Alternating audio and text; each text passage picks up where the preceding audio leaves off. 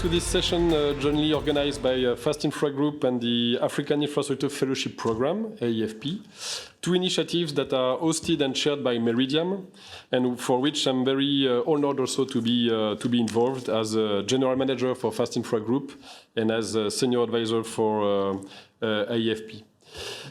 So Fast Infra Group is a multi-stakeholder coalitions dedicated to promote and develop practical solutions to better invest in sustainable infrastructure, while IFP is the African Infrastructure Fellowship Program, which is a training and building capacity program that is chaired by Meridiam and that is going to be presented later on. And before giving the floor to Eric David to open the session, I would like also to thank the organizers for this great opportunity, and particularly le ministère de l'économie, des finances et de la souveraineté industrielle, énergétique, numérique de France, and Paris Europlace. So thanks a lot for making this happening. And then also thanking the panelists for accepting of being there with us. We have a fantastic lineup of speakers with a large diversity of organization, but also a large diversity of gender. And I think that's very critical also when we are talking about infrastructure. So thanks a lot for all of you for being there. And before jumping into the discussion, I would like to give the floor to Eric David to open this session. Eric, who is head of economic service and French representation of OECD. Please. Thank you very much, and thank you very much for the invitation. I'm the head of the economic service, the French permanent representation to the OECD. That means that me and my team are in charge of infrastructure in OECD, and I'm also a member of the Fast Infra board.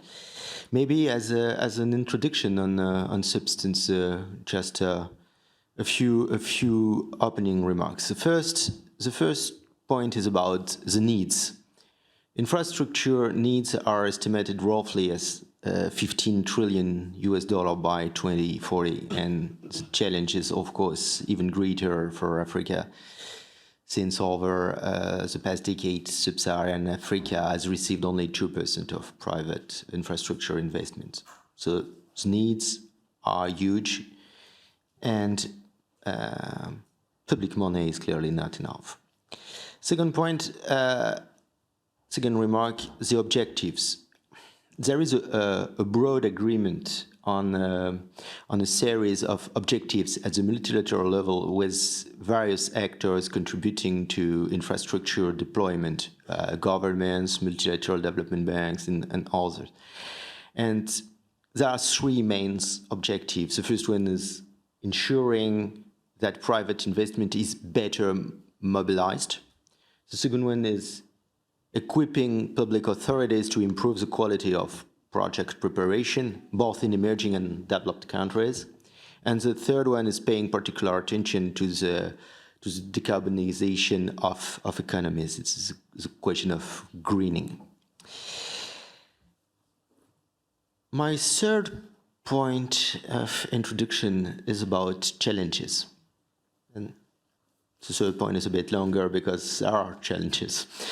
And the first challenge is complexity. There are many stakeholders, and one of the key challenges is to ensure that the work is well or better coordinated between them. And there are numerous risks, especially because projects are complex and they are often carried out in countries where the regulatory and technical frameworks are still developing, and they have to manage multiple currencies across procurement, financing, and revenue. So there is complexity, and we need to collectively manage with that. The second challenge is the question of time. There are long-term projects, not only because of design and construction timelines, but also because success depends on whether users, companies, and states continue to benefit from the expected services through the project amortization period. It doesn't mean anything if you have a large facility but no utilization of the facility. And it means that it's important to be reliable on the quality of construction and the quality of maintenance and the capacity to use this utility on a long-term basis. That's obvious, but that's also a matter of being confident in the system. And my last point of introduction, the fourth one, is about the options, the solutions. And I will present two elements. The first one is the G20's role. The G20's works is useful for defining quality indicators and providing elements that can help better inform public authorities and the private sector, both at the same time. And the South African presidency has prioritized efforts on developing pipeline of sustainable and bankable projects with contribution from source and expanding blended finance for infrastructure and on tools for cross-regional projects, particularly in Africa. And this contribution have helped advance practical solutions. And the G20, of course, doesn't work alone on this matter, and it relies on the private sector and also on MDBs and, of course, on OECD. They have all to work together, and the partnership in that is absolutely crucial. It was in the past, and it will continue for the next G20 presidencies, with an S, not only one. And the second element in solutions, in options, is the questions of label and the consistency of labels. Labels in the infrastructure, well, I don't know if the word proliferating is representative, but there are numbers of them. And that's why it's fundamental to have a clear alignment between them and with also other elements, especially in terms of sustainability, resilience, and the alignment has to be done with SDGs, the Agenda 2030, and the Paris Climate Agreement framework. And that's why it is also absolutely crucial to focus on the most promising pathways for financing, which is precisely the purpose of Fast Infra.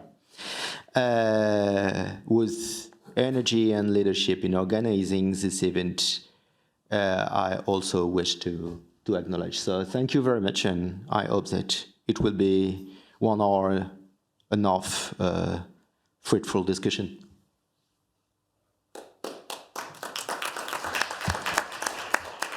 Thank you, Eric, for this introduction. And actually, you made my work easier, because I started also to set the scene of that, to open the discussion, and so I will jump in directly.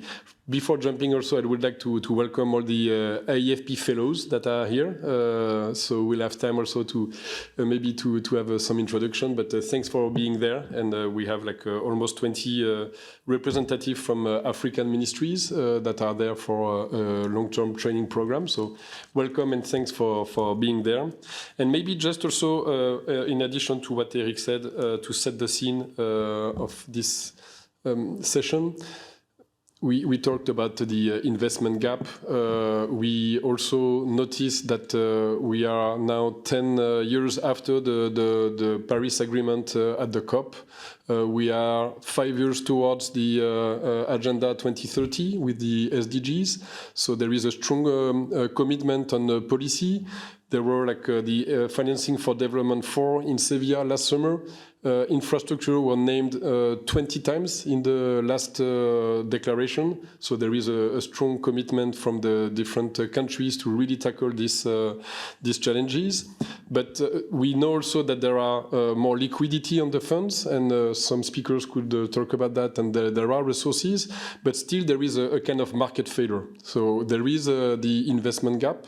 There is the policy, there is the financial resources on the market, but still it's not matching, and there is a critical need to mobilize more investment to a sustainable infrastructure. And I think that's also the core idea of this discussion today. It's what are the needs and how can we make it? Or how can we contribute to that?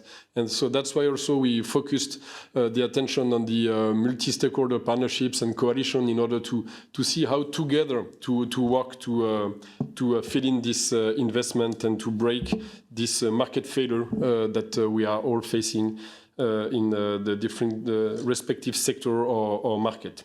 So this session will be divided in two sub-sessions. The first one will be on the policies, global standards, and also the different coalitions that are existing. And the second one will be more on practices and concrete solutions with examples from the fields and from the different partners. And I will first like to start with Mamiko from OECD. So Mamiko is Deputy Head of Financial Market Division and Head of Infrastructure at OECD. And I would like you to tell us a bit more about the key takeaways you got from the G20 on the infrastructure work stream. You are very involved in that, and how OECD is aligning also with the international standards policies within that work that you are leading on the G20. Thanks. Okay, thank you very much, Jean-François. Thank you very much for the invitation. I'm very pleased to meet all the fellows here as well. As was mentioned, and I think Eric already mentioned, the G20 South African presidency this year, the OECD has been working very closely with the G20 Infrastructure Working Group over the years. Maybe I can just introduce a couple of the, I think, key sort of guidances that have been issued by the G20 over the years. So I think the first one is that it was established in 2014 under the Australian presidency. In 2017, I believe during the German presidency, there was a temporary suspension, but it was resumed in 2018 during the Argentinian presidency. And at that time, infrastructure as an asset class was one of the key sort of concepts that were introduced, I think, into the lexicon. And then I think most importantly, in the 2019 Japanese presidency, the G20 Principles on Quality Infrastructure Investment was sort of introduced and developed. And I think that has been one of the hallmarks across the globe of development of guidances since then. However, the G20 QII, as we call it, is quite high level. And I think this has also led to a little bit of what I'll mention about the international standards as we go along. Maybe just to introduce some of the work that we have introduced, and I think Eric was kind enough to mention the work that we did for the South African presidency this year. We did a work on blended financing de-risking instruments, and this is critically focused on guarantees and credit enhancements, because we believe that risk mitigation measures to really enable and nudge banks and sort of project developers to get over that risk barrier would be critical, and it is a more direct way of addressing the financing. So we developed that with the South African presidency this year. We're very pleased with the outcome and the sort of welcoming of that. We also did some work last year with the Brazilian presidency on climate resilient infrastructure as well, how to really finance that. And I can go a little bit about that when we talk about some of the standards. So that's sort of what the IWG has been doing over the years. But I think one of the challenges that we have experienced in the IWG since I think the 2020s has really been that the guidance has really avoided being binding or committed. I mean, the G20 is not meant to provide binding guidance, but I think the membership in general, and I think just reflects some of the geopolitical split that has been happening in recent years, has really avoided sort of developing any binding, strong guidances. And this has also affected, I think, the way that the policy dialogue has sort of progressed in that respect. I think maybe the other thing that the infrastructure and asset class implies is that the huge pot of institutional investment money, this can clearly go to EMDBs to support their infrastructure investment. I think theoretically speaking, this is correct, but I think in the practice, this is actually a much more of a challenge than, the policymakers may anticipate. And this is because we have a lot of opportunity to talk to institutional investors through our work with pension funds in particular. Even some of the biggest pension funds, and these are mainly in Canada and Australia, they have a big challenge in entering some of the emerging markets. The reason being is that institutional investors, by default, they are much more local in their market expertise, which means for them to then outreach into some of the global markets, they will need a local base.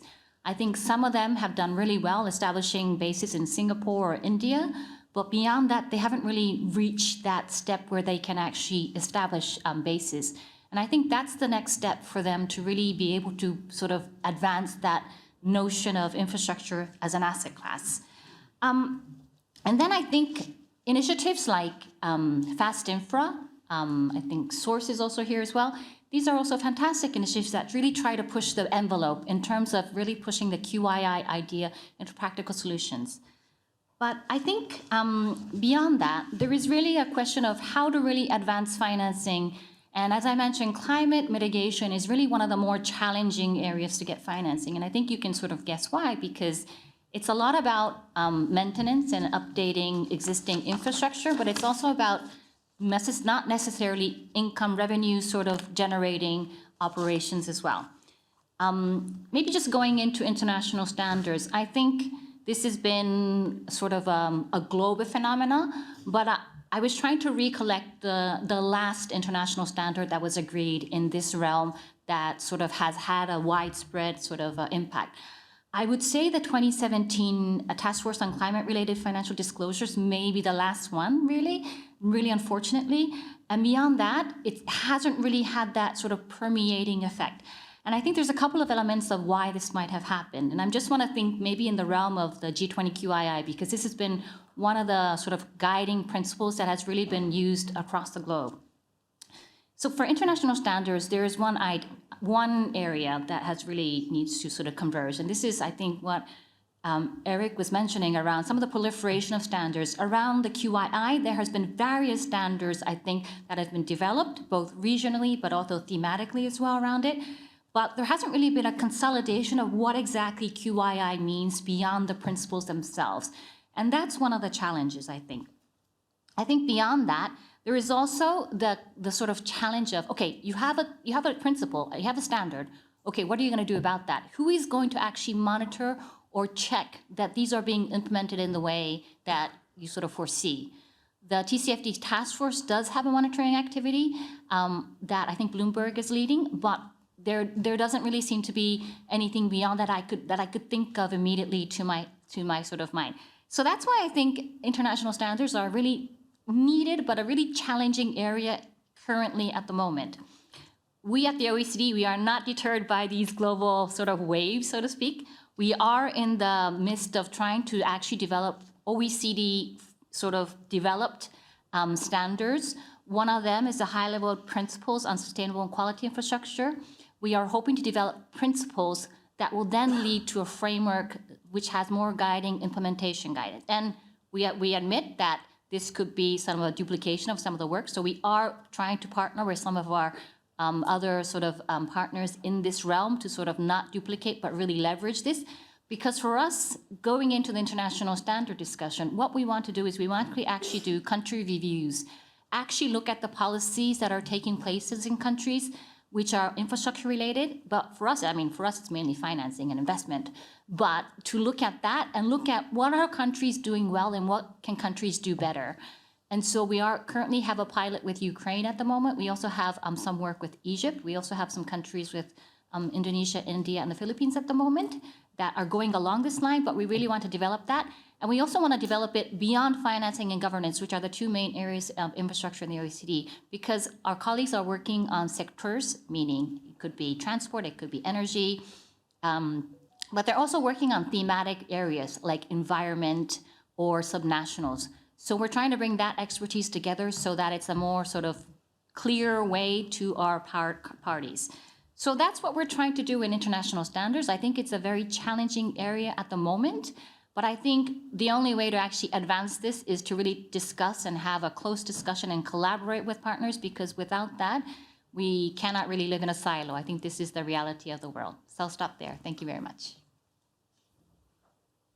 Thanks a lot, Mamiko. Very interesting also to illustrate what you are doing and your great work you are engaging in infrastructure. And I really welcome, I really encourage everybody to go and check the website of OECD on infrastructure. There are many reports and interesting information around what Mamiko presented, but even more details about that. So thanks a lot, Mamiko.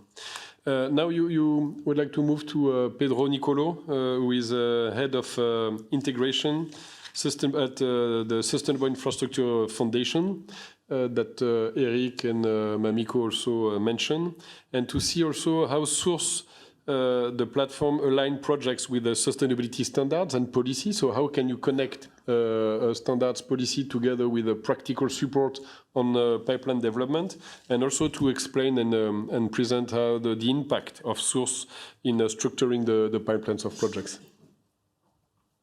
Thank you. Good evening, everyone. Thank you for the invitation, and hello, everyone that's joining the session. Well, first of all, just a quick update. Basically, Source, as some of you know, is a MDP-led platform in which the key outcome is basically supporting governments to structure well-prepared infrastructure projects and pipeline. So basically, I'm here speaking on behalf of the Source community, which basically gathers 15 countries that are using the platform and have been participating in this community, providing feedback to donors and different stakeholders that have been our partners. And before I answer the questions, just a quick note on the practice guide. As mentioned by Eric, we were invited by the G20 South Africa presidency this year to work on priority number 1 on the infrastructure working group in basically developing an investable pipeline of projects. And the conclusion of this work was basically developing a practice guide in which was endorsed by the G20 finance ministers in July. And the idea is basically providing a guide in terms of digitalizing pipelines of governments. And basically, the contributions that we received were around 90% of the invited countries and member countries of the G20. And of course, we would like to especially thank France for this leadership, not only in participating in the practice guide, but also in helping SIF to deploy Source among many countries. And basically, the key pillars of this practice guide are basically providing to countries a system in which is going to deliver systematic data collection, interoperability of systems, and domestic customization. And basically, this is what guides us in deploying Source to many countries. So basically, moving forward for the specific questions, Source basically have been integrating different methodologies within the platform. So like fast infra label has been digitalized in Source, the QII indicators from the G20, the Blue Dot network also has been digitalized inside Source, among other international methodologies. So basically, by implementing Source, countries have been finding in one place different international methodologies that avoid basically duplication of efforts, and these data that they insert in Source can be downloaded and, for instance, contacting the Fast Infra for certification, since the data inserted by countries can be easily downloaded and shared with the Secretariat from the Fast Infra label. And basically now on the second question, the impact that we have been having from the use of Source in countries is tangible, because basically Source has become one system in which government agencies and stakeholders can have in one system one planning and coordination tool in which can break silos, as Mamiko said, between ministries and different agencies, and can basically, by digitalizing these project data and creating transparencies, government can identify priorities, avoid duplications, align projects with international standards, etc. And what some key examples that we had last year in October, Ecuador moved from the ranking 15th to the 9th position in the Inter-America Development Bank and the Economist Infrascope ranking. And one of the key benefits mentioned by this ranking was that by implementing SOARs, the government of Ecuador has strengthened the country's capacity to manage and disclose project information, was one of the benefits highlighted. But of course, each country using SOARs, we have now 15 finalized implementations. Each country has your own stage. So some more advanced countries have implemented SOARs to aggregate their whole pipeline and connect this to, for instance, a Power BI system or a CRM in which they can analyze this whole data, or countries that are initiating in their PPP programs and are basically, they want to use the different functionalities of SOARs regarding project preparation. And basically, in our last SOARs community meeting, which was in September, the key feedback from the countries, from the key user countries, that was later shared by our chair, which is from the South African government, is that the SOARs is beginning to deliver significant benefits in improving transparency and enabling greater participation from different stakeholders. And by having all projects in one place, this facilitates them to have a greater visibility, align this with international standards, and connect with investors when the projects are public, of course. Basically, these are a summary of the benefits of SOARs, but happy to touch base in some specific cases. Thank you. Thanks a lot, Pedro. Very well noted also on all the work done and really the connection between policies, public support, and project preparation. It was very clear, but maybe we'll come back to that with additional questions.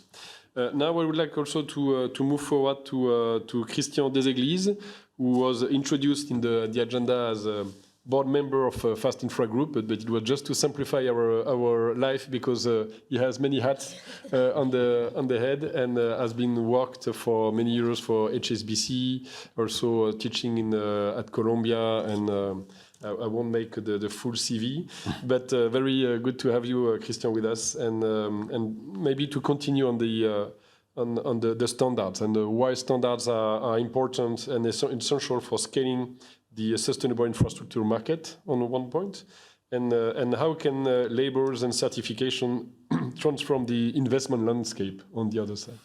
Thank you very much, Jean-François. It's a pleasure to be here in Paris. I think it's the first time that I am at Infraweek, so very, very happy to be here with you. I like the question when you say, what is the role of standards and labels in scaling sustainable infrastructure? Because it reveals the fact that there is a gap and that we haven't been very successful at scaling. And I think that was pretty clear in the conversation and the two presentations before by Mamiko and by Eric. There is a gap, and the gap is not only about capital, it's not only about pipeline, and I'm next to Mariana, who is at the GIF, I think one of those most interesting initiative in increasing the pipeline of bankable projects. But I think there is a third dimension which explains why it has been difficult to scale, and it has to do with confidence. And it has to do with dealing with some of the issues that Eric mentioned in his presentation around complexity. And also what Mamiko was saying, the goal to make sustainable infrastructure a liquid and deep asset class has been elusive until now.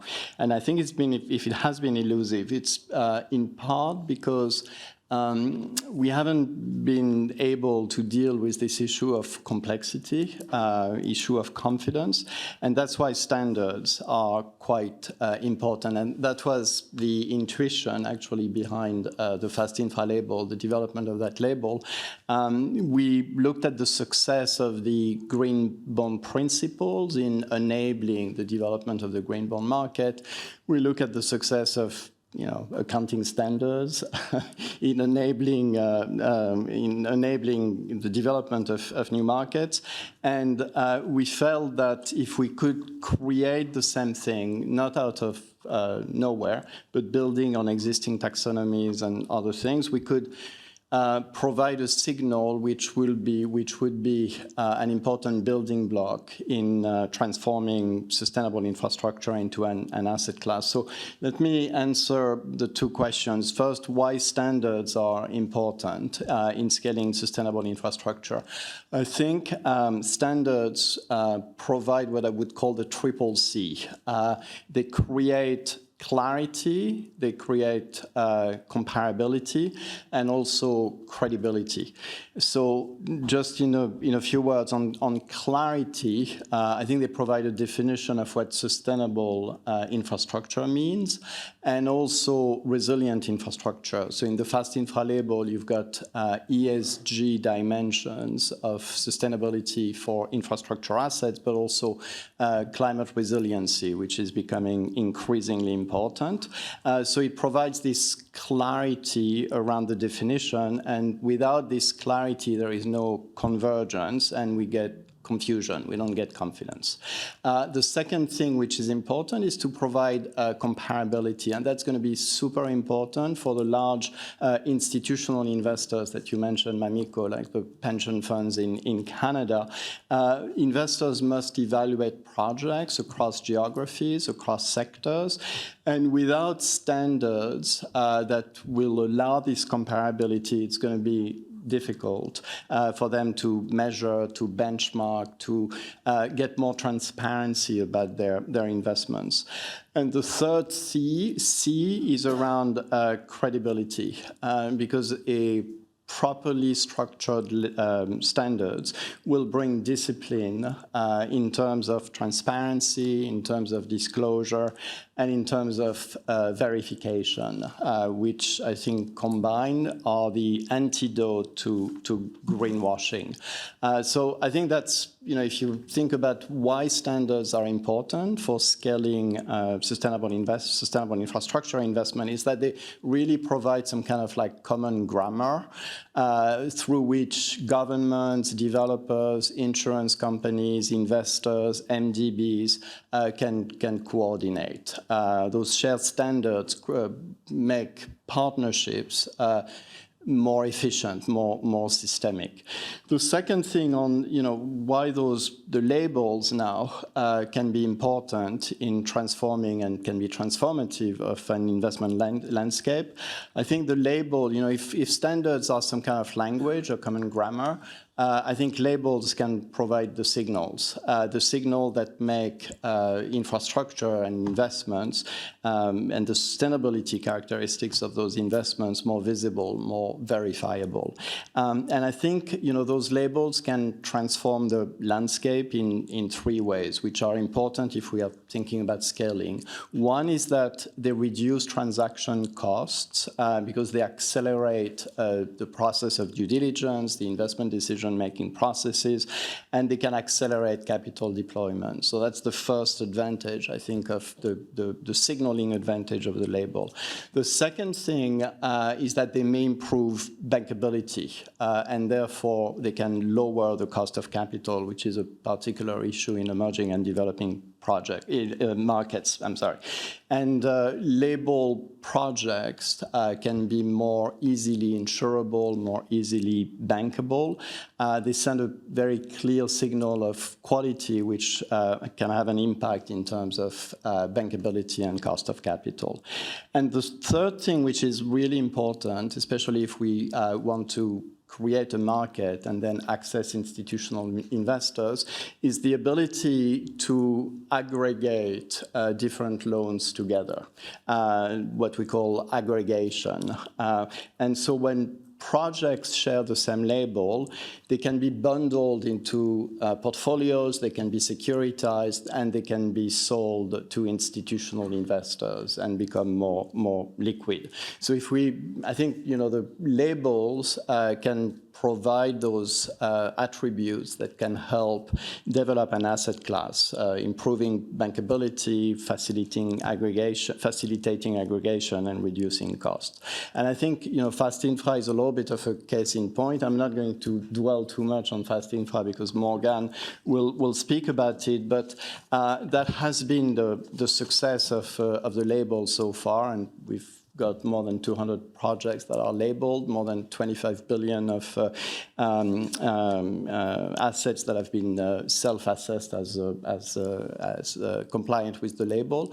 And it's not only about, I think we published a few months ago really important report with Ortec, GIB, and others, showing that sustainable infrastructure is not only makes not only sense from a sustainability point of view, but from a financial point of view. And it shows that fast infra labeled assets over a period of 10 to 15 years should outperform conventional assets by 10 to 25%. So it's not only about value and sustainability, but it's also about economics. So just bringing back this all together and why it's important in the framework of coalition and the framework of our panel discussion today, I think standards and labels can facilitate the work of coalitions and they can act as multipliers. Scaling sustainable infrastructure is something that needs governments, public finance, private finance, investors, insurance companies. And I think standards and labels can guide procurement for governments. For MDBs and for DFIs, it can streamline project preparation. For investors and insurance, they can provide reliable and comparable data. And for developers, they offer a pathway to prove quality and bankability. And that was really the whole purpose of the Fast Infra label, to act as a hyphen that connects the supply of projects and the offer of projects and bring a higher level of sustainability.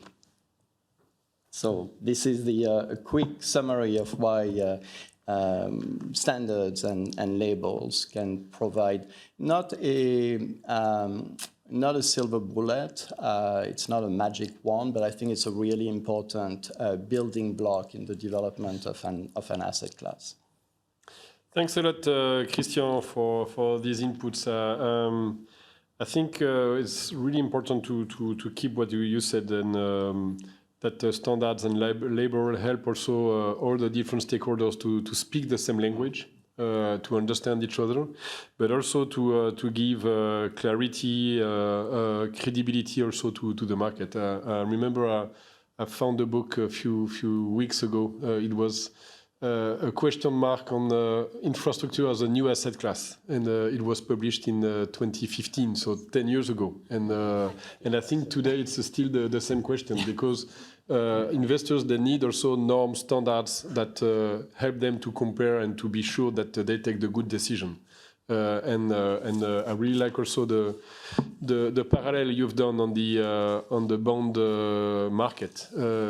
10 years ago, 15 years ago, the green bond market, like everybody was saying, few people were saying that they were issuing green bonds on the market, but there was no verification and no standards, no norms to compare it. And it was part of the greenwashing in a way. And today it's very normalized, and there are labels that are certifying this. It's not an obligation, but if you do that, you know that your bond will be attracting new investors. So I think that's really illustrate why labels and standards are important also. Thanks a lot, Christian, for that. And I propose to continue with Morgane from GIB to illustrate in a very concrete way also how the GIB is supporting the implementation of the fast infra label through hosting the secretariat. And so to explain us what is the methodology, but also what are the results from the GIB on that. Your microphone is beeping, so I don't know. Not looking.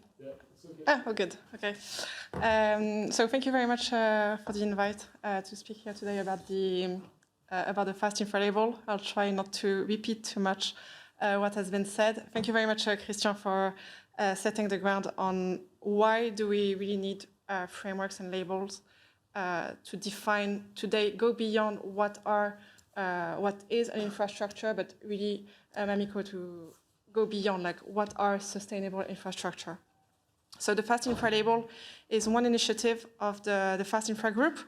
And just maybe to bring us back, it was initiated in 2020, thanks to GIF, who was there, the OECD, World Bank, HSBC, CPI. So really a group back then that already had foreseen the need to define sustainable infrastructure. And really to ground the discussion is we need standards, we need labels to first define what is a sustainable infrastructure, what does good look like, but not do this just for the beauty of the thing. Because this is what Christian said. It's today sustainable infrastructure, resilient infrastructure are needed for the world we live in, and also today attract an economic value. And this is something that Global Infrastructure Basel, which is the secretariat of the Fast Infra label, so who today develops the Fast Infra label, has shown with Artec, the likes of Aon and Meridiam, that private market today that embed in their portfolio more sustainable infrastructure, this will show better returns on the long term. So there is really an economic value to do this. And so defining what is a sustainable infrastructure here really comes very handy. So the Fast Infra label, it's a framework, and it has been mentioned today the need to compare, to be credible, and all this goes to data. And so the Fast Infra label, it's a framework with indicators, a framework broken into 4 dimensions. We've mentioned them, the E, the S, the G, and especially today the resilience. Indicators across 14 criteria. So here we interrogate biodiversity, gender, for example, fiscal transparency, and each time ask at the project level the data which is underlying. We, the Secretariat, we are working with Bloomberg, so really leveraging their capacity, their knowledge on the data product to ask those questions and make really the projects comparable here. So today, the Fast Infra label, we've been assessing 60 projects. So 60 projects have received self-assessed label. This is the first step of the Fast Infra label. So the Fast Infra label, there are 2 steps. A first one, the self-assessed, and then the verification. And here again, we were like the term credibility has been mentioned a lot. Like verification will bring this credibility element. So really having a third party that comes here, verifies the data that the project have submitted. You've also mentioned, Eric, the need to build on what was existing, not to recreate the wheel. So this is also like one thing that the label tries to do. None of the indicators are today new. The Fast Infra label is not recreating the wheel, but it's considered as a meta standard. So built on 55 frameworks, leveraging a lot from the TCFD, for example, the IFC performance standards, and the SDGs. So there is a whole impact element in the framework. We go from do not significant harm, which all the projects must demonstrate, and then showcase the impact. So where is the project really bringing value to the community, to its environment, to the surrounding people? And this is really built on the SDGs. Then, looking at the invitation that there was there today. So today, where are those 60 projects across the globe? And many projects are in Africa. So we have like one project, for example, in Sierra Leone, the Freetown Cable Car project, which has been self-assessed with the initiative of C40. And the first projects that are going for verification are in South Africa. So really a good pool of projects, good pool of projects there. Then maybe going to the second part of the second question, which was like around the value of the Fast Infra label, like more specific, and what today, after 1 year already of operation. So we launched the application portal from Bloomberg at WEF earlier this year. Where do we stand? Where are we today? So one thing to mention is that the Fast Infra label can be applied to any project, be it a power plant, be it a road, a wastewater plant, a nature-based solution project, and also can be applied at any project stage. So it's, for example, very handy, for example, if for a developer that wants to know early stage development, that wants to know, okay, what does it mean today to build right? How can I access the financing from a GIF? Like how do I get there? And here really the Fast Infra label comes in as a checklist. And we've really had feedback from projects saying, okay, well, it was really interesting to know that this element was missing. I had not seen that I needed to do like for example, a climate risk assessment. I had no idea I needed to do this. And it accelerates, as Christian says, having this checklist enables you to accelerate, get quicker financing. So it's really reducing development time for projects. Then if we go further in project development, once the project is developed, operating, here we have like a really good case in our pipeline with an asset manager in the UK who has been really adopting the label a lot. Here for them, the interest is to showcase what they are doing. So communication was mentioned before, really showcasing the value of your underlying assets in a portfolio. What good are they doing? And really clearly communicating, okay, my project has a positive contribution because of the SDGs it can demonstrate, has a positive contribution on, for example, health and safety. It can demonstrate this. As a school or as a hospital, better, I can really demonstrate this little logo, and it's really visible, it's clear, and it communicates very clearly. And what that does as an asset manager is that then it can enable you to attract maybe capital, like from an LP. Like you can classify your fund as, okay, I could potentially put my fund as having like assets which are fast labeled with those positive contribution if you want to have like a specific fund, and this could down the line attract LP. So this is something we are working on. Yeah, this is what we've demonstrated. So I think maybe as a call to action, like if you have like questions about the Fast Infra label, please come to me, and I'll be very happy to see how we can work together on this one. Thank you. Thank you, Morgane. And that leads us to the end of the first part of the session. And we try to really go from policy to concrete action. And Morgane really illustrated well how the label itself also is operating and contributing to mobilize additional capital to the infrastructure market. Thanks a lot, Morgane. And cautious of the time, we'll take a bit of some questions, if any, at this stage.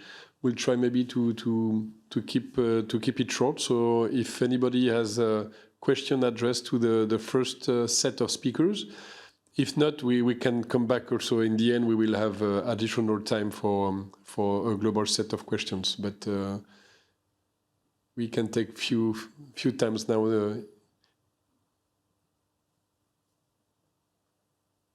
If nobody wants to break the ice, then maybe we'll continue with the second panel, or any second thought? Please. Thank you very much. Thank you to all the panelists for those words. My name is Korotumu Kagnasi, and I'm an investment officer at the West African Development Bank. And my question is actually for Margot, Mrs. Huchet. I was just wondering, when it comes to that framework, the Fast Infra framework, just a few words about the list of criteria that it contains. Thank you. Yeah, thank you. Morgane, maybe we can take to see if there is an additional question like that. If it's addressed to you like that, we can. Are there any other questions? Last chance. Okay, let's go to Morgane. Thanks.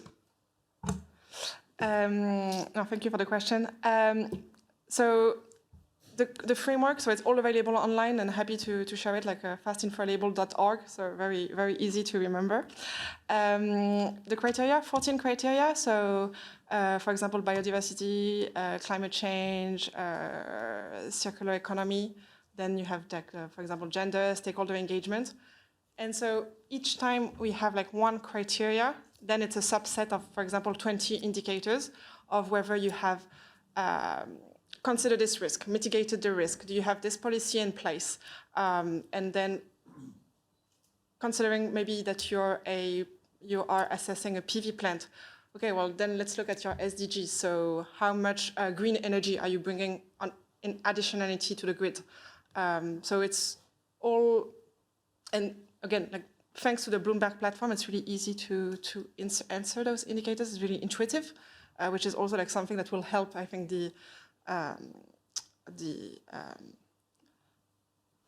taking like the scale of standards and frameworks, such as the Fast Infra label. Thanks.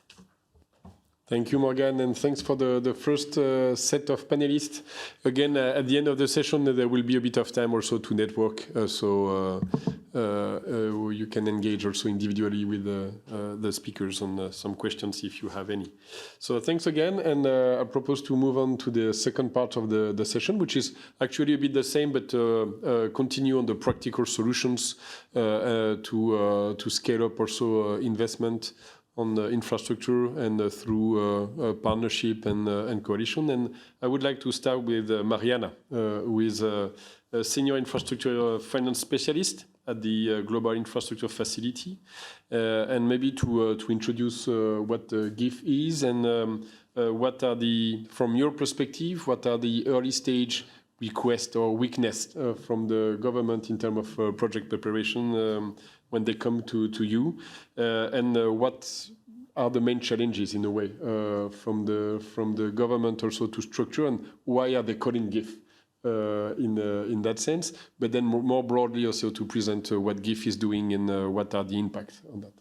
Thanks. Absolutely. First of all, thank you so much for the invitation and for the great question that will allow us to unpack a lot of the challenges, but as well the solutions that we're seeing on the ground. And I really like that I was brought to the second part of this panel because we heard about the policy, we heard about the importance of standardization and the work that we're doing on the ground. I see a couple of commercial banks, equity providers, and MDBs, and I think that we can all relate as well, talking on the sidelines of this event, how difficult it is to find good projects to finance, good projects that we can mobilize. Because as we heard from Mamiko, not only we're experiencing a high-level interest rate scenario where some investors may be asking yourself, why going to emerging markets when I can just stay in my domestic product, in developed economies? But the DNA about what the GIF was created at the German G20 presidency was to create bankable pipelines of projects of the scale and the speed that we need to deliver on the sustainable infrastructure agenda, to make sure that we meet the SDGs, to make sure that we deliver impactful economies on the ground in emerging markets. So it's not an easy task. Actually, as an interesting fact, only 10% of the projects that they get prioritized by the governments in some of the governments where we support, only 10% reach it to commercial close. That's a 10% success for reaching for success. Some of them get dropped because they become too difficult to manage, some political changes. But as Jay Collins from Citibank called us, we operate in the valley of the death. And we don't get intimidated by that. We really want to make sure that we push as much bankable pipeline. But the reality is that to structure a meaningful transformational PPP, it's expensive. Sometimes it could be 5 to 10% of the project. So we need to make sure that we enabling the countries where we operate with the right technical assistance and the right technical expertise so we can handhold the process all the way to a successful tender. So I like that the word that you use, Christian, you mentioned confidence. And I'm going to steal that word because I believe that the GIF is in the confidence market. We need to make sure that we bring projects that they have credible financial models. We need to make sure that they have clear risk allocation. And I want to underline this one, a real market assessment with the private sector. The GIF has a private sector arm that it also sits in our governance, which Christian Déséglise, we had the honor for him to co-chair last year. And it's really the premise of like, we cannot bring projects to market if we don't market sounding, if we don't do roach with you on the ground to make sure that when they come to market, they're ready, they're bankable, they're financeable, and they don't stay at commercial close for years and never reach financial close. We're in the business to make sure that things get built and grounded. So from that lens, let me just share and unpack the 3 biggest bottlenecks that we're seeing from the emerging market and economies, and also the reason why governments come to us through the MDB system. As I mentioned, the GIF, it's a G20 initiative, is the biggest, largest project preparation facility, but we also have given now the duty under the new contribution from the G7 presidency, Mark Carney, to play a bigger role as an ecosystem coordinated in this fragmented ecosystem for project preparation that is not only about us racing against each other, but creating a relay race that really will pass the baton at every stage of the project development cycle so we can all be more successful together. So the 3 things that I want to highlight for you today is the risk at the sponsor level, the climate as bankability, that fast infra plays a fundamental role, and as well scale and aggregation. So let me start with scale and aggregation. Sometimes we get government requests for projects that they're relatively small. They're 10 million. Take the example of Feira de Santana in Brazil that came to us for a project that was very impactful for the community, modernizing the street lighting. It's good for safety, it's low carbon, energy efficiency by avoiding the existing light bulbs to energy efficiency models. And also it had huge gender component.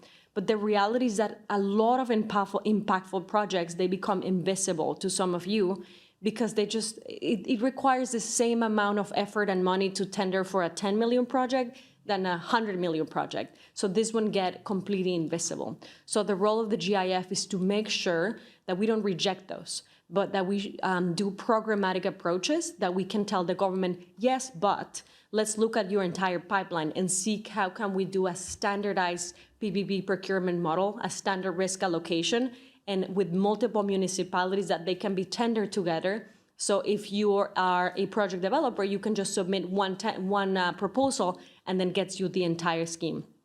That's exactly what we did. We bundled the city of Belém right now, which next week is going to host COP. So if any of you are going, look at the street lighting. It's a project that the GIF supported. And we were able to mobilize over 200 million for a lot of impactful, really gender and safety issues in the city of Brazil. I could talk for hours of other things that we're doing, but let me just move to the next topic. But on the break, if you want to talk more about scale and aggregation, OTD models, happy to talk to you about that. Number 2 is the risk at the sponsor level. If we really want to push the needle on sustainability, we need to make sure that we are doing the innovation required for the risk for the sponsor level. What do I mean with that? Let's take the example of Indonesia. Indonesia, its grid is mostly coal, yet it sits on the biggest reserve of geothermal in the world. It has the highest success. Like, for example, if you drill in Indonesia, you have 1 or a third chance to hit a well that will be sufficiently suitable, technically suitable to have a geothermal facility. So you will think that's a really good chance, right? But what about if you're a private sponsor and that means that drilling the well costs 10 million in 6 months, and then you also have 2 out of 3 chances that it doesn't come successful. So that's why Indonesia has tapped only about 5% of geothermal capability, even though 1 gigawatt of geothermal has the capacity to avoid 60 CO2 emissions of coal. So there's an imbalance there. That's why the GIF partnered with the World Bank and the Climate Investment Fund to develop something very simple, but that is proven to be extremely impactful. Is the Geothermal Risk Management Facility, which is concessional funding to private project developers, that it's at a low, like a concessional funding.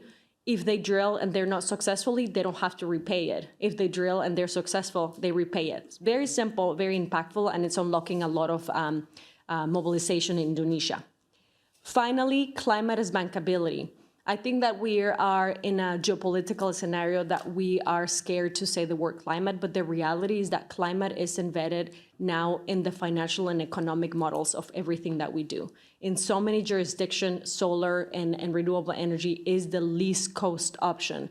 So when we structure a transaction, we always look at what is the best for the country, and a lot of and oftentimes it becomes that it's a low emission option. So we look at climate from the bankability perspective. Now, resilience, it's something that in the past, if as an afterthought, but the private, the commercial banks, the institutional investors nowadays, even Christian himself play a very big role when he was in the advisory council, pushing us to think about, like, how can you prepare a project that will become uninsurable in the future? That is just not bankable. So what can we do at the project preparation stage to make sure that every single project will stand for the entirety of the PPP contract? We actually have now projects in Brazil that unfortunately we didn't structure them since the beginning. They started, but they can completely flushed away hospital because of flooding. So now we're redoing, but we're investing and giving the money, the technical assistance to the government to do the disaster risk assessment, to place it in a different way, or put the critical medical things at a higher level so they don't get flooded. It's a lot of like non-glamorous work that needs to be done, but it's gonna become more and more important as the climate events become more frequent and more severe. So the final point that I want to make, it's fiscal sustainability as well. In the countries where we operate, we need to make sure that the governments have the right balance sheet and the right as well, not overly exposed to the currency risks and the forex, if they're going to get the debt service in US dollars and their PPA in local. So we do a lot of partnerships with MIGA and others to make sure that we structure the right transaction. So I'm going to leave it there, but happy to answer any questions. Thanks, Mariana. Very clear on what GIF is providing, and I can ensure that with my role at Meridiam, being also a developer, investor, and operator in the long term, the work done by GIF is really crucial also for us to facilitate the selection and the identification of projects. Like you said, only 10% of the projects are reaching the investment, and if for a private sector entity like Meridiam, there is one entity like a GIF who is working with the government or with the source, working with the government to de-risk the project and to filter a bit also in providing the advice. That's a really big win for mobilizing private investment. So thanks a lot, and thanks for what GIF is providing also on that. To continue on the discussion, I want also to go to the private sector to start with Richard Lengrand from Egis, who is head of innovation and transformation at Egis Group, and to tell us a bit from your perspective how the innovation helps to de-risk the project. But also, Egis has been engaged in the AEFP training program, so also to explain us why it was important for you and if you see results beyond that. Thanks. Thank you very much for the opportunity to talk about what Egis is doing. I heard several times the word maintenance or resilience, and I'm very happy about that, and I'll explain why. So Egis operates and maintains 7,000 of kilometers across the globe. So it's traffic management, it's toll collection, it's maintenance. And if I zoom a little bit out, the main risk we had 5-10 years ago were related to safety of our clients on the motorway, safety of our staff, of our partners working on the motorway. That was risk number one. Risk number two was toll collection, make sure we collect money correctly so we can pay for the infrastructure and the maintenance.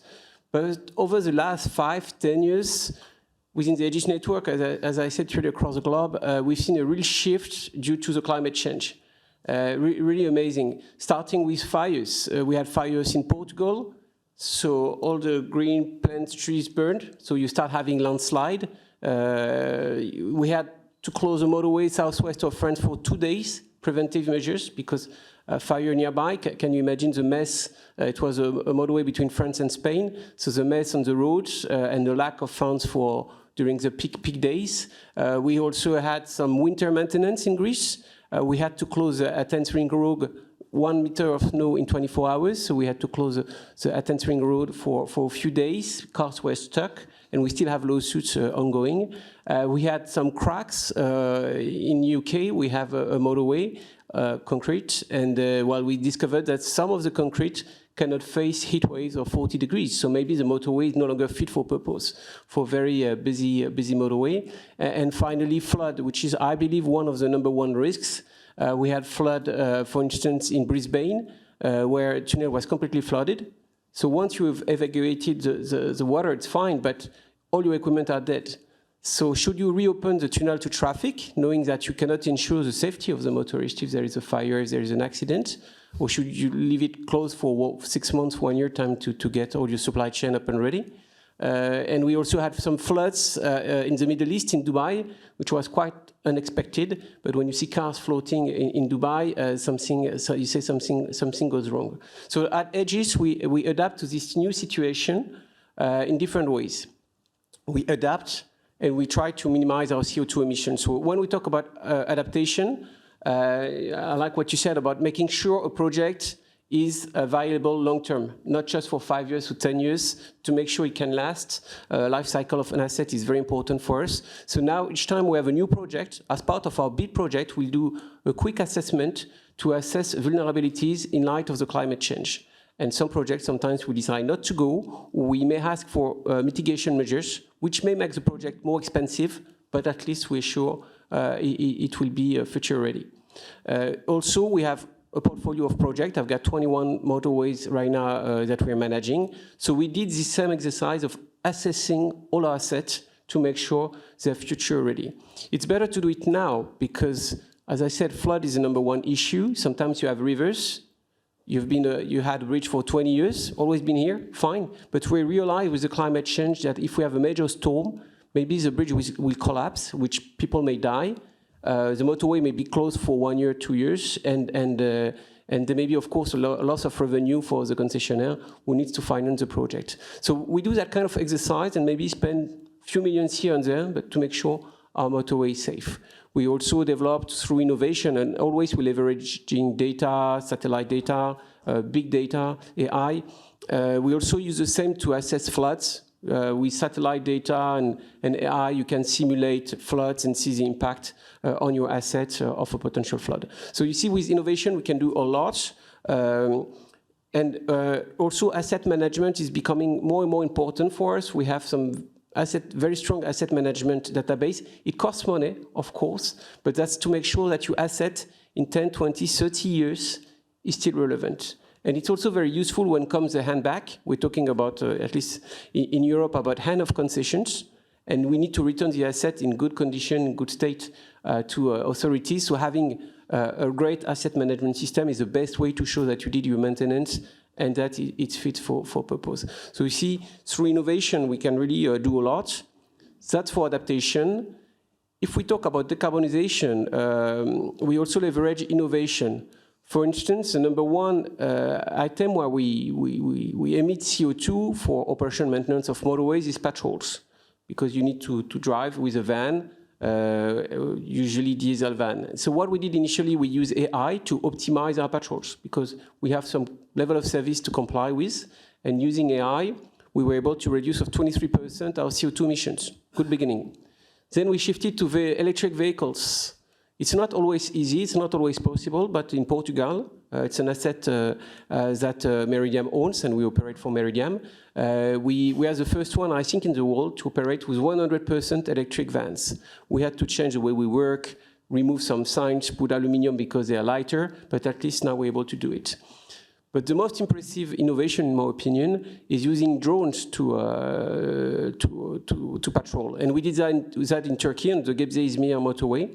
As you can imagine, a drone, well, we're talking about military-grade drone, very expensive one, but you can patrol both directions at the same time for a very limited amount of energy. Plus, in Turkey, you may know, well, they have earthquake, and they're expecting a big one, so maybe the motorway will be cut in two, and thanks to drone, you can maybe not secure, but at least understand what's going on if you've lost all communications. So through innovation, we can really make our motorway more sustainable in the long run. But from operator perspective, if I can have one message here, it's subject to the concession agreement. Subject to what the concessionaire is asking for, the guarantor is asking for. Because if we want to innovate, we must have provision for that. Most of the time, for instance, a contract will state you have to patrol every 4 hours. But so you patrol, you use a lot of energy, and you have no choice. But what is the goal of patrolling is to making sure the motorway is safe. So if you change the criteria to make sure that when there is an accident, you're on site within 7 minutes, 10 minutes, 15 minutes, as a private company, we will innovate to make sure we meet with this criteria and we reduce our CO2 emissions. So that's really what Egis is working on, because for us, ESG is really important. And coming back to AIFP, yes, we are a proud partner of AIFP since 3 years. We really had the chance to welcome some fellows. We organized this morning a visit of Le Bourget on Metro 16 station. Always nice for me because I never go on site to visit the work, so always excited about that. And it means a lot because we see a huge need of infrastructures in Africa, sustainable infrastructure, and having people who are able to promote with good condition.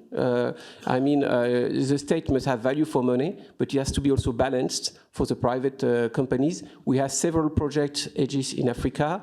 One, for me, is a great one. It's in Brazzaville, between Brazzaville and Pointe-Noire, where even European Union did an audit and said it's perfectly managed. Very proud of that. And had the chance to visit it in 2019 and last year. And it's really impressive what they are doing in terms of maintenance and sustainability of the motorway. So I think here we have great ambassadors to develop, because it really brought a lot of value initially when we said it's a PPP. They will be told people were really against the project, very close to screwing up.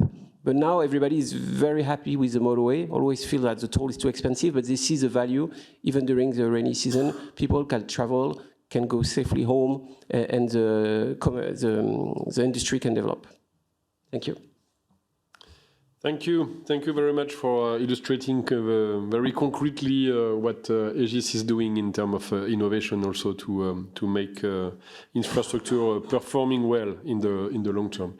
I would like to stay also on the private sector side. We have the chance also to have Anders Alfredsson from Standard Banks. group, and maybe to continue on the how do you see like the facility introduced by GIF, for example, like how DFIs and how ECAs can help also standard banks also to be more comfortable in investing in infrastructure. Yeah, thank you. Maybe just as a background, a couple of words about Standard Bank, or Stanbic Bank, as we are called in a number of countries in Africa. We are an African bank. We're present in 20 countries across the continent. We are headquartered in Johannesburg in South Africa. We are the largest bank in Africa by balance sheet.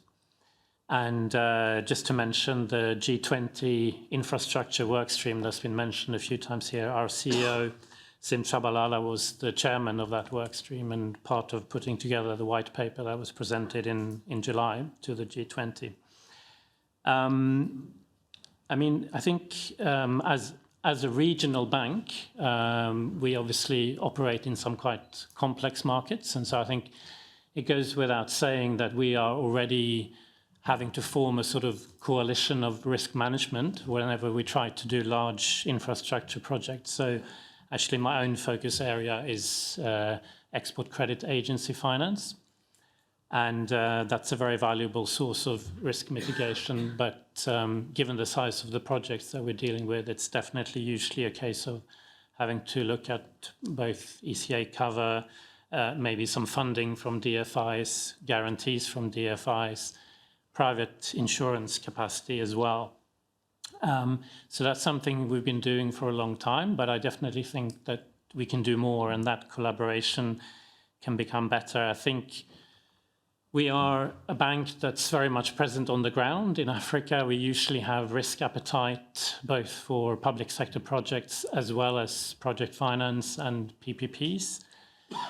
We don't always have the scale and the liquidity available that international banks have.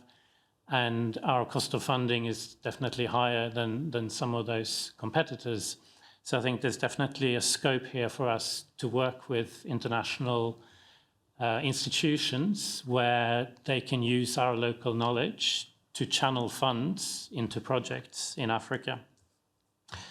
And yeah, I think that's something that we're already working on. We're trying to even take it one step further. For example, what we've seen is the ECAs have this structure where not only can they guarantee the financing of projects in Africa, but they are also able to provide guarantees for third-party institutions, can be banks or can be institutional investors, to provide funding to Standard Bank that's dedicated to specific projects in Africa. And it's a concept that we're also starting to discuss with institutions like the World Bank and MIGA to see whether that's something that can be replicated more broadly by other institutional investors.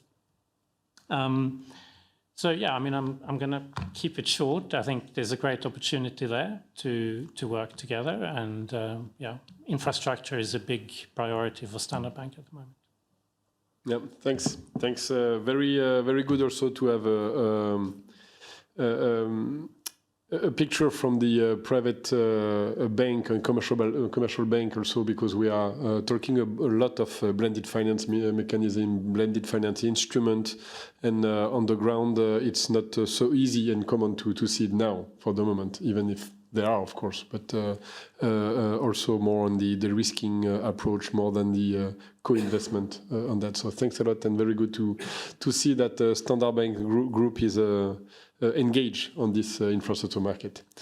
Now, coming back to a more public approach with GIZ and Carolin König to illustrate us a bit how the German government through GIZ is also developing programs and engagement towards infrastructure projects and project preparation and capacity building. So what are the programs, and what were the impact of that? Thank you so much. So I'm the last input promised. Still bear with me. It's already quite late, but I hope I have some interesting things to say. So thanks for the opportunity to speak here. Just maybe I want to focus actually on the question, how can we actually strengthen the capacities, of project promoters to design and structure projects that are finance ready and also to manage, public infrastructure assets. But first of all, just very quick 2 sentences on GIZ. Not sure if that's known so well in this round. So we are actually a federal enterprise owned by the government of Germany, being mandated to, let's say, implement the international cooperation agenda. And we have a very strong mandate in terms of capacity development and sustainable infrastructure, but we act more as an enabler. So we are not a financing institution, so we don't provide the finance in the end, but we act as a, let's say, a de-risking mechanism in itself, as we are present in over 120 countries in the world. So we work, actually on the ground and using the local and regional expertise to leverage that. So I want to focus on one specific initiative that has been mentioned already, since we're also supporting the Fast Infra label implementation, and that is the cities finance facility that's actually implemented by GIZ and C40 cities together, as we love multi-stakeholder partnerships. And the CFF, in short, the cities finance facility, is also a project preparation facility, but focusing on urban infrastructure. So we work directly with cities and municipalities across the globe in Latin America, Africa, but also Asia, to support them in preparing their projects from a technical, financial, and legal perspective, to be finance ready until to the point where they can attract financing or even provide the funding for the project to implement it themselves. And in that regard, we act very demand-driven. So cities apply to our facility, with their infrastructure projects, what they think, they need, and where there is a priority. And in that sense, we also support the Fast Infra label, actually. So just recently assessed supported the city of Freetown with their cable car project and obtaining the self-assessed label of Fast Infra. So doing lots of hand-holding in that process as well. So as I said, I want to focus on the aspect, actually, how do we strengthen the capacities of the system? As we hear this a lot, there's a lack of capacity, right? So I'm sure there is actually, the pipeline is huge because the investment needs are huge, right? But how do we match and also the understanding of, the investment side with actually what's needed on the ground? We also all speak different languages, to be honest. So we really have capacity development as our core DNA, and we try, to approach this from a systemic point of view in terms of strengthening capacities, not only at the level of individuals when it comes to technical or project management skills, but also, of the system, so of the organizational capacities. So in that regard, in our sense, it's the city government in itself, but also the inter-organizational cooperation. So when it comes, to engagement with higher levels of government, civil society, stakeholder engagement. So these are all aspects, beyond actually individual capacities that need to be strengthened. So how we do that in terms of the process, so we listen to the cities. So we have, we conduct interviews, we have questionnaires, we go there, talk to the city and different departments and staff, and really try to figure out what is needed. What do you need? What are the gaps? And how can we best support? And then, try to develop jointly a so-called learning and training plan that we then try to implement, right? So that process is standardized, but still the solutions then to implementation are tailor-made. And I just want to highlight, beyond, of course, tools and technical trainings and peer-to-peer learning formats and study trips, I just want to highlight 2 examples that we think have been proven really successful. And one is that we have the ambition to improve, let's say the systemic capacities, but we do this using a real project case. So, that it's not just theoretical, but there is, a need, for instance, to implement a solid waste management project to improve the waste issues of a city, or a solar PV plant to reduce, the energy costs. So this is the specific case. And then we support in setting up project implementation units, because usually, it's the technical departments who come up with an idea, but But then, of course, it's not the technical departments who make the financing decision in the end, or, who know actually the budget that's available, or, is that a priority by the mayor? So, also to steer within the city the interdepartmental coordination in terms of, improving from an operational, strategic, but also political level. And just in Ghana, actually, in Accra, very simple example, so supported, through this project implementation unit, the waste department, in increasing their relevance and actually managing the waste projects of the city. So it sounds simple, but has a huge effect just in terms of steering that. And second, what we also do is we deploy so-called senior project advisors. So these are sectoral experts from the region. So they live in the country, they know the region, and they work, hand in hand with the city. So they are there.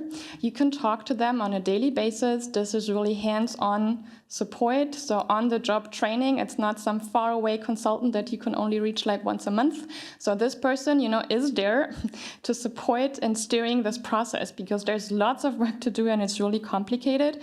And we think this is really key, to build a relationship, to build trust, and to just get things moving forward, right? And this has, so far, I think we can say, and I think it's time to summarize, I guess, just some key takeaways from, how we have approached this. So one is, I think, we think that this capacity development or building on a real project is just key, because then it becomes more practical. Second, this hands-on support, which in our case actually can last up to 2 to 3 years, since infrastructure development is not done in a few months. Thirdly, of course, the ownership and the buy-in our case, by the city, right? And the motivation of people, and that's always very high. And that's great, right? But that's also needed. You need the dedicated public officials. And lastly, I think this awareness that there are different dimensions of capacity, right? So it's not just the individuals, because individuals also leave, but it's really, the system and the organization behind. And I think since we have a really high success rate in terms of projects that we have supported that are actually also going to be implemented, I think we can say that it's really worth investing in capacity development activities. So thank you. Thank you, Caroline, and you open a very important also market on infrastructure when you are talking about cities, and in Africa there is like figures Africa will host 1 billion additional people in the cities by 2050. And those people you will need to provide mobility, education, health, security, and so on. And it's the equivalent of what China has built in the whole history, and they need to build it in the next 15 years. So the challenges in terms of infrastructure, but beyond that, is very important. And I think it's great to see that there are specific programs on supporting cities on project preparation, also beyond the support at the national government. And I think before closing the session, I would like also to give the floor to Amir, who is a fellow from the IEFP this year, that the cohort just started a few days ago. And just to give us also a sense of what do you take out from this session, and maybe how do you see that as an input also in the training session that you will have in the coming weeks in Paris. Thanks. Thank you very much, Franca. Good evening, everyone. My name is Amir Maitrai. I work with the Nigeria Sovereign Wealth Fund, and I'll be speaking on behalf of the African Infrastructure Fellowship cohorts for 2025. So for us, over the past few days here in Paris, and through the AIFB's collaboration with Meridiam and the Global Infrastructure Hub, we've engaged with institutions, shaping the global sustainable infrastructure agenda. This panel is focused on, financing mechanisms, and, the partnership model speaks, very directly to the, realities we navigate every day in the African market. Here's a simple truth to all of us here. The thing with Africa is Africa does not lack ambition. Across the continent, we have clear renewable energy targets, transport master plans, and strong climate commitments. What is often usually missing is the institutional capacity, to turn those plans, into bankable, financeable projects, that attract capital being discussed in rooms like this today. Take Nigeria, for example, where I come from. We have a national solar program, which has enormous potential, strong government commitment, abundant solar, irradiation and deep demand. Yet the journey, from feasibility to financial close, typically means, negotiating complex regulation, structuring blended finance and delivering environmental and social impact assessments that meet the international standards. That preparation phase, the space between vision and viability, is where too many good projects tend to stall in Africa. This is precisely where AIFP creates that impact, by embedding mid-career African professionals, with institutions, like the World Bank and project developers like Meridiam here. The program does more than just transfer knowledge to all of us here. It builds network, credibility and practical capability, helping bridge the infrastructural gap we face today in Africa. But to help scale that success, we need the kind of partnerships that this panel we have all discussed today represents. Partnerships that can co-create, rather than just being transplant. And we don't need models that have been imported wholesale, but solutions designed with African stakeholders, people who understand the regulatory nuances, the political economy, and the community engagement that sustainable projects demand. AIFB has proved that, when you do invest in people like myself and the cohorts that we all here together today, you multiply that impact of effort of every infrastructure dollar. And, each fellow becomes a bridge, linking global capital to local execution and aligning international standards, with domestic realities. As today we have all discussed, financing the sustainable transition, I think one message I have for us here is we ought to remember that, Africa is not just a destination for investment. It's a laboratory for innovation, and a partner for shared growth. And the real question is not whether Africa can absorb the sustainable infrastructure investment. It is whether we are building the institutional ecosystem and human capacity to ensure that, this investment delivers a transformative and lasting impact. Thank you very much. Thank you, Amir. I think it was very good conclusion words, and nothing much to say on that. We still have a bit of time for questions, though. So if there are some questions, don't hesitate to raise your hands. We have 2 there, 3. And then we'll try to keep a bit of time for networking. So let's go on the 3 questions. And so please, the first was the lady, I think. Yeah. Okay, thank you so much for this session. It has indeed been very enlightening. I have 2 questions. The first one, I think, is to Pedro on the source platform. My name is Piso Duke. I work for the PPP unit, or the PPP Directorate in Kenya, which is domiciled in the Ministry of Finance and Economic Planning. We work a lot with different ministries, departments, and agencies. So I was just curious to learn about this, maybe a high-level clarification of how the source platform works. If it is a platform that is offered to the government agencies, how the coordination is done, especially on the digitization. We are really still paper-based, so digitization, I know, is the future and the way to go. We have tried to do some digitization of other processes, just procurement processes, and we've had some resistance. So I was just wondering, you mentioned South Africa, if there's any social resistance that was handled, that was encountered, and how that was handled. So maybe just a high level of explanation of how the platform works. And finally, on that matter, I think you mentioned it is useful to sort of manage the projects in the pipeline, which projects can be in different phases of procurement, but in the pipeline. We've had some issues with the projects that are in operation, and we've been looking for a platform where we can use to sort of contract manage different projects so that we don't miss out on the necessary milestone and delays and time wastage. So I just wanted to clarify if the source platform can proceed to the contract management phase, and if not, if you know of any other. Then my second question would go to Mariana. I hope I got the name correct. Mariana. Well, you talked about the geothermal energy. In Kenya, we also have quite an amount of geothermal sources. And the bankability question, we have a geothermal development corporation that comes in to sort of assist the private sector to invest in the projects. To the GDC, they do the exploration, and then the private sector. We have about 3 PPPs for power generation. So the private sector comes up in the generation. So when you talked about the geothermal risk management facility, I think it's a facility you said was for the private sector.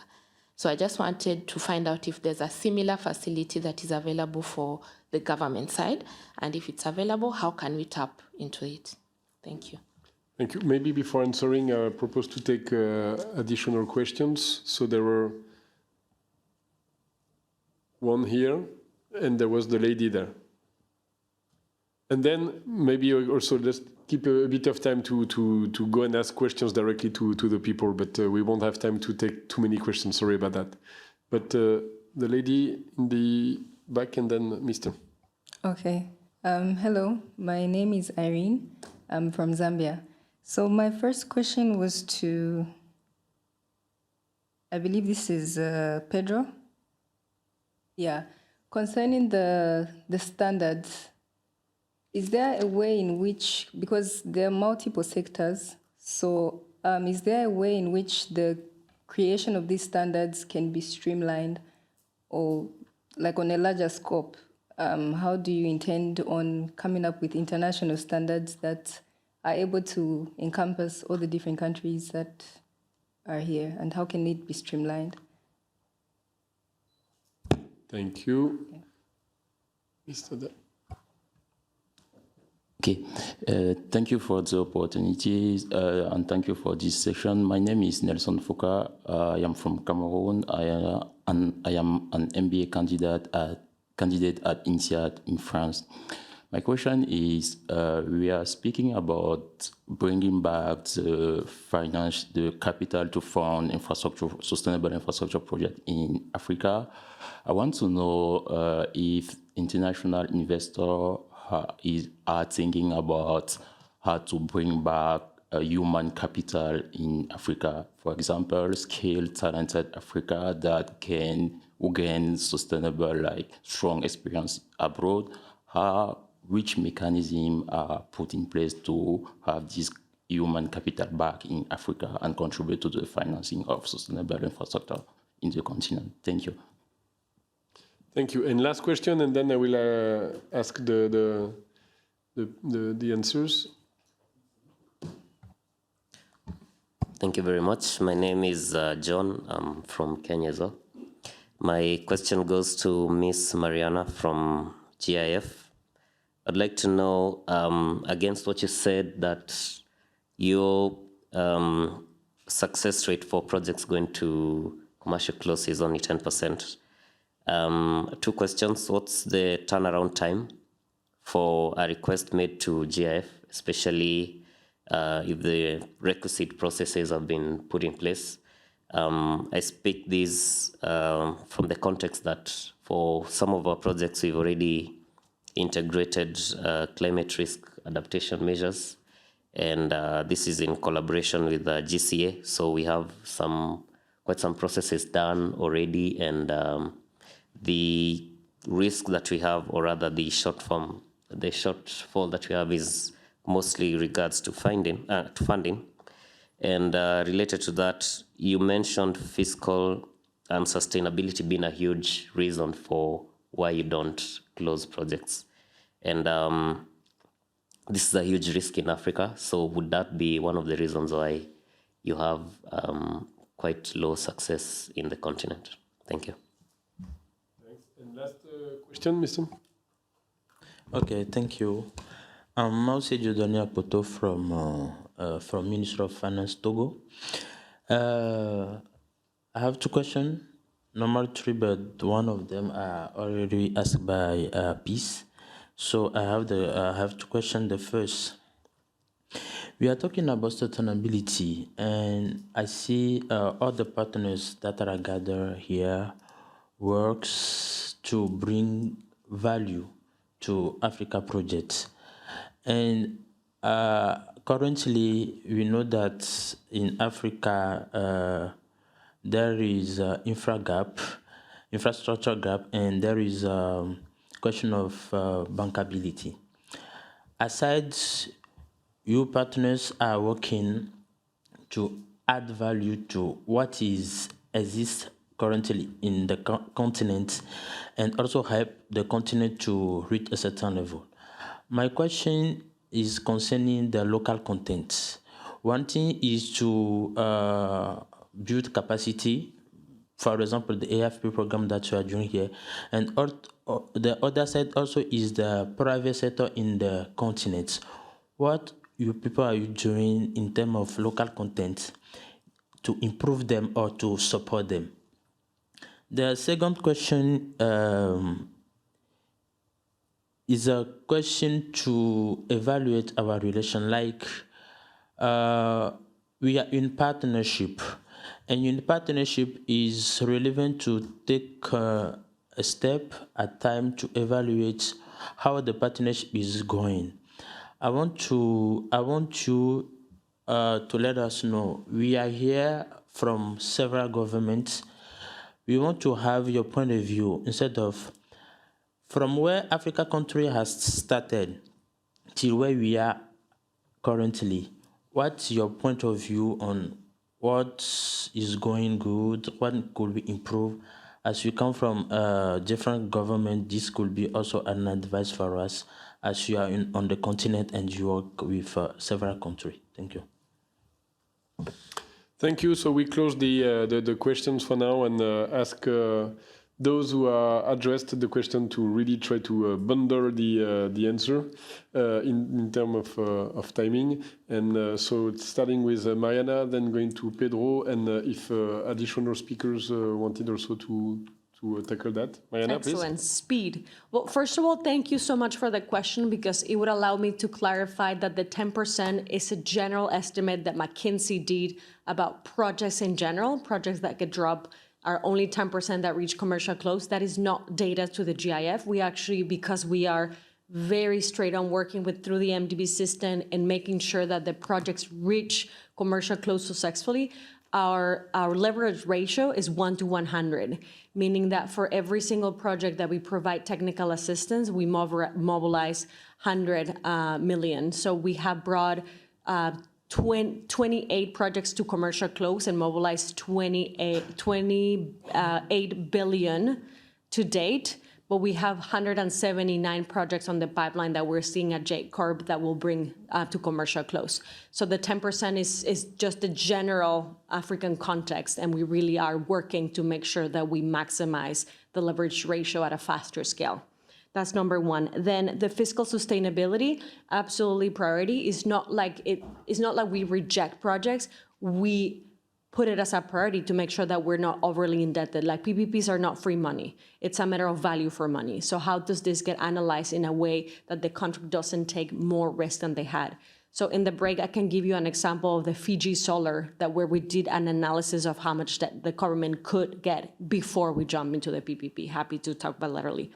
Then on the geothermal facility, we'd love to talk to you about the Kenya example. And the one that we did with the World Bank in Indonesia, it covers 3 main buckets. One, capacity building, and the other one, there's a window for public sector sponsors and another one for private sector sponsors. So happy to share. 1 minute. Yep. Impressive. Thank you, Mariana. Pedro? I'll try to be fast. So basically, a quick overview about Source. The platform itself is to deliver a tool for governments that they can define, appraisal, structure their infrastructure projects, but also monitor when they are in construction, operation, maintenance. So it is for the whole life cycle of the project. You can also include tender documents, etc., but the platform does not allow you to do a tender process. as per the platform, how it is deployed, it is a public good, so there is no cost for countries using the platform, no license fees and etc. It's an MDB-led platform that has been funded by MDBs and also bilateral donors. There is a cost of implementation that most of the countries, they have been receiving these funding from both MDBs and bilateral donors like France and also Germany. As per resistance to use, we try to, since the beginning, do not only involve the ministry that is leading the implementation, which is usually the Ministry of Finance or the PPP unit, and also involve all the other stakeholders, but also it's super important to institutionalize the use of the platform. So each country has been institutionalized in one way. We had examples like in Ecuador, Uzbekistan, in which they embedded into law. In Brazil, they are making it mandatory when there is an investment proposal coming from the line ministries to the presidency to come through source, and other examples that later I can explain.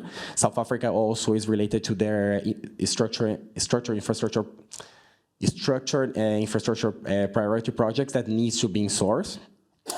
As per, okay, I think I replied for most of all, but we have actually a letter of interest from the government of Kenya to implement source from the Ministry of Finance. I can later check the department that sent, but we can discuss basically. And as per the second question, basically source as a tool is available for governments to use, prepare infrastructure projects, and the different international methodologies we have been embedding there within source. So not only from the IFC performance standards, but also APMG guidelines, SDGs, many OECD guidelines, and etc., as well as other initiatives like the Fast Infra Label, Blue Dot Network, and etc. So basically, source as a tool is to make sure that when you are inputting the project information inside the platform, you can self-assess how your project is aligning with international methodologies. And by doing that, you can, for some cases, extract this information and ask for certification, for instance, in the case of Fast Infra Label, or in the case of the QI indicators at the moment, only self-assess how your project is aligning to those QIIs. So source is basically a tool in which we have been deploying aligned with these international methodologies. Hope it's clear. It was clear. Thanks. Thanks. And again, feel free then to interact and engage also individually. I don't know, there were some additional questions, so... Yeah. Yes, one very short answer about local content and how to support local content. From a pure public perspective, there are two elements. The first one is export credit regulation. In OECD regulations, there are rules about minimum content. When you provide an export credit coming from any ECA belonging to an OECD country, you have to respect a minimum level of local content, 30%.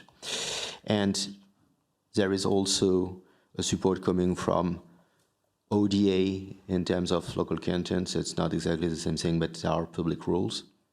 And a last word about what we can improve. I often hear references to domestic resource mobilization, but maybe one point could also be domestic finance mobilization, improving local stock exchange, mobilization of local savings, to be sure that local savings can serve local interest. And you can do that only if you have a strong and structured domestic finance system. Thank you, Eric. Christian, you wanted to say something? Just to add a word on, I think, the question on bankability and the number that Mariana was quoting. It's not very dissimilar to from studies that have been done on the topic. And I just want to remind, there was a study done, I think, in 2020 by Marsh and McLennan, looking at bankability of projects across Asia. And the numbers are pretty sobering because they found that only 5 to 10% of the projects are bankable. About 65% are non-bankable, and the rest, between 25, 30%, are what they call marginally bankable. So some of them are higher quality, others are pretty poor quality. But the proportion of bankable projects is in 5 to 10%, and that's in Asia.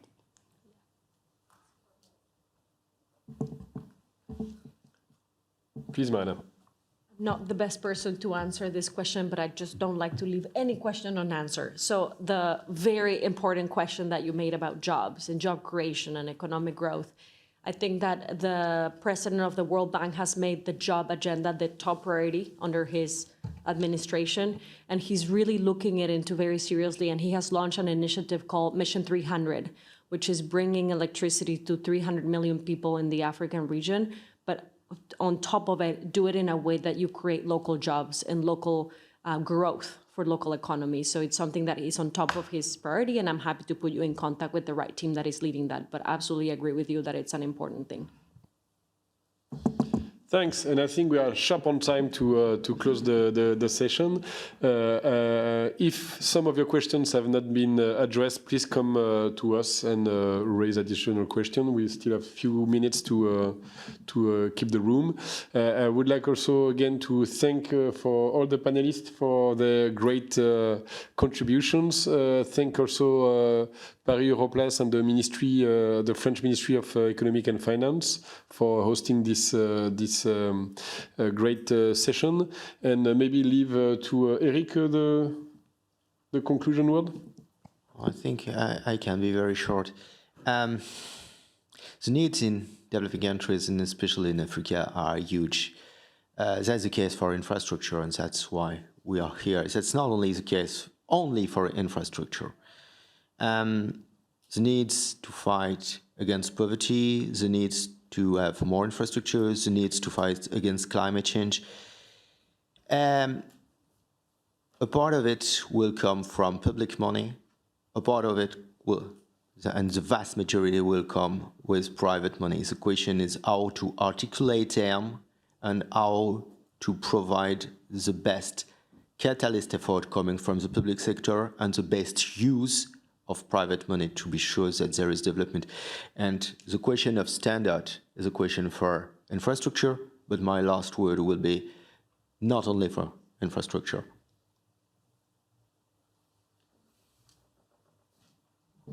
Thank you.